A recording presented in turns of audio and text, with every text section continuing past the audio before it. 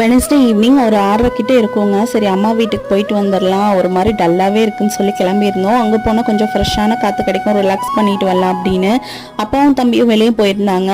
வர்றதுக்கு 1 hour கிட்ட ஆகும்னாங்க. Already மணி 7 மணிக்கிட்ட ஆயிடுச்சு. சரி நம்மளே போய் பால் கறந்துட்டு வந்துடலான்ட்டு போய் கண்ணுக்குட்டியை ஃபஸ்ட்டு அவுத்துட்டு பால் குடிக்க வச்சுட்டுங்க. அதுக்கப்புறம் மடி காம்பு எல்லாமே கழுவிட்டு நான் பால் கறக்க ஆரம்பிச்சிட்டேன். பால் கறந்து ரொம்ப நாள் இருக்கும், எப்படா போய் பண்ண போகிறோன்ட்டு போனேன். பட் ஆல்ரெடி பழகின விஷயம்னால ஒரு 5 minutes ஒரு மாதிரி இருந்தது. அதுக்கப்புறம் நான் எப்பவும் போல நார்மலா நல்லாவே பால் கறக்க ஆரம்பிச்சிட்டேன். பால் கறந்துட்டு வீட்டுக்கு வரவே கொஞ்சம் லேட் ஆயிடுச்சுங்க. இருட்டும் ஆயிடுச்சு, மாவும் இல்லைனாங்க அம்மா. சரி ஓகே சப்பாத்தியே போட்டுடலான்ட்டு சப்பாத்தி மாவு பிணைஞ்சு சப்பாத்தி தேய்ச்சிட்டு இருந்தேன். எனக்கு இந்த சமையல் எல்லாம் கற்றுக் கொடுத்தது யாருன்னு பார்த்தீங்கன்னா எங்கள் அம்மாயி தான், அம்மாவோட அம்மா. சின்ன வயசுலேருந்தே நான் இவங்க கூட தான் இருந்தேன். நானும் அம்மாயும் தான் ரொம்ப க்ளோஸ். அம்மாயின்னு கூப்பிட்றத விட அம்மான்னு தான் நான் கூப்பிடுவேன் அதிகமாக.